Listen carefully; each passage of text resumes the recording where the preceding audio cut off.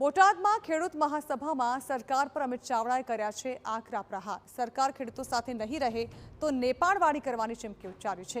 કોંગ્રેસની માંગણીને લાખો ખેડૂતોએ સમર્થન આપ્યું હોવાનું પણ અમિત ચાવડાએ જણાવ્યું। તેઓએ કહ્યું છે કે સરકાર ખેડૂતોનું પાક ધિરાણ માફ કરે, નેપાળવાડી થશે તેવો યુવાનોનો આક્રોશ છે। અમે સરકારને 2 મહિનાનો સમય આપીએ છીએ। જાન્યુઆરી મહિનામાં કોંગ્રેસ ખેડૂતો સાથે ગાંધીનગર કૂચ કરશે।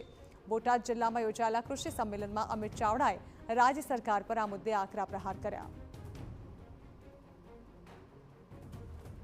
एक तरफ सरकार में बैठेला लोको कोईनु सांभळता न होय, लोको सरेआम लूंटाई रह्या छे, पोलीस अत्याचार करती होय, चारे तरफ लूंट चालती होय, चारे तरफ भ्रष्टाचार चालतो होय तो सामान्य प्रजा जाय क्या?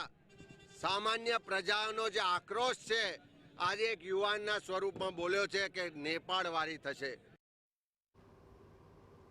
तो अमित चावडाના નિવેદન પર ભાજપે કર્યો છે વળતો પ્રહાર। અમિત ચાવડા ગુજરાતની શાંતિ દોહડવાનો પ્રયાસ કરી રહ્યા હોવાનું યજ્ઞેશ દવેએ જણાવ્યું।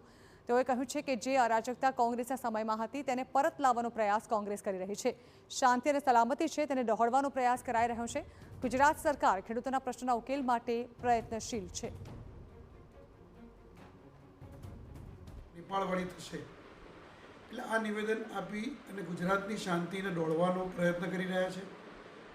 જે અરાજકતા ગુજરાત કોંગ્રેસના સમયમાં ગુજરાતની અંદર હતી એ અરાજકતા પરત લાવવાનો પ્રયત્ન કરી રહ્યા છે।